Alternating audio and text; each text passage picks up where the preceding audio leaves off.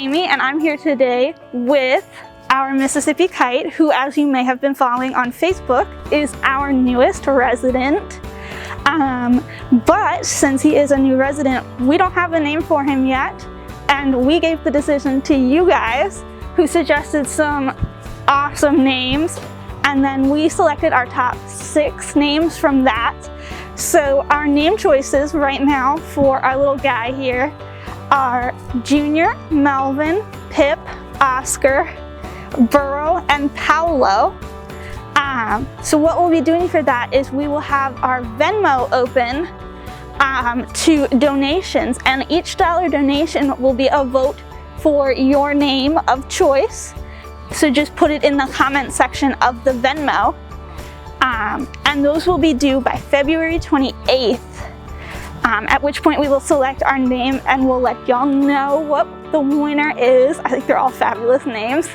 If you would like to continue donating after February 28th, you can always go to lsufoundation.org/give-to-vetmed and then select the wildlife option, and then you can donate year-round. However, it will not contribute to the naming contest, but it will help us take care of our sick and injured wildlife that we get at the wildlife hospital.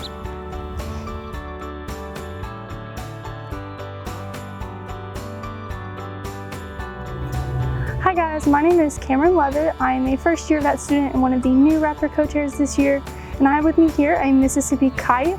So this little guy is a juvenile, which means he is still pretty young, but Mississippi Kites have an average lifespan of about 8 years. So in the wild, these guys are found in forest, and in the summer months they are found in central and southern United States, so right here in Louisiana. However, in the winter time, they migrate down to southern subtropical South America. So this guy came into the wildlife hospital with a tibiotarsal fracture in July of last year. Tibiotarsal is a big word that pretty much just means an ankle fracture. So while this guy's fracture did heal, he was not strong enough, his flight was not strong enough to make that migration down to South America for the winter, so that is why he is still with us.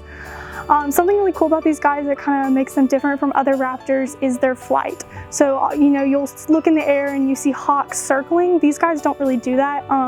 They often fly very smoothly, they veer very smoothly, and they often change elevation in a straight line.